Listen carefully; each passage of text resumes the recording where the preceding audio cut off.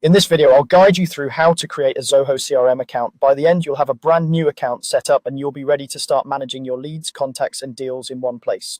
I'll go slowly and explain what each field means so you know exactly what you're filling out and why it matters.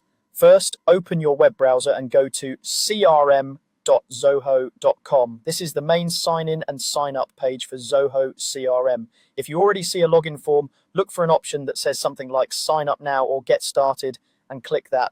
You should now be on a page that lets you create a new account. On the sign up form, start by entering your full name. Use the name you want to appear inside your CRM, since this is what your teammates might see if you add them later. Typing your full first and last name also helps keep things professional in notifications and internal emails generated by the system. Next, enter your email address. This should be an email you check regularly because Zoho will use it to send you confirmation messages, alerts, and important updates.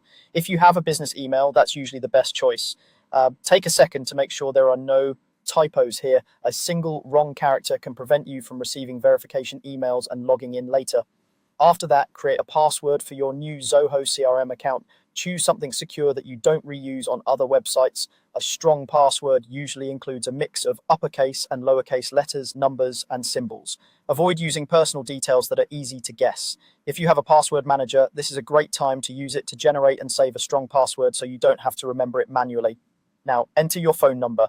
Depending on your region, you may need to select your country code first. Your phone number can be used for account recovery or security verification, and in some cases for additional authentication steps. Make sure you enter a number you actually have access to and double check the digits before moving on. Once those main fields are filled out, look for a checkbox that says something like, I agree to the terms of service and privacy policy. Before you check it, it's a good idea to at least skim these documents or open them in a new tab so you can review them later. They explain how your data is stored and used and what rules apply to your account. When you're comfortable with that, go ahead and tick the box to indicate your agreement. With everything filled in, you're ready for the final step. Click the Get Started button.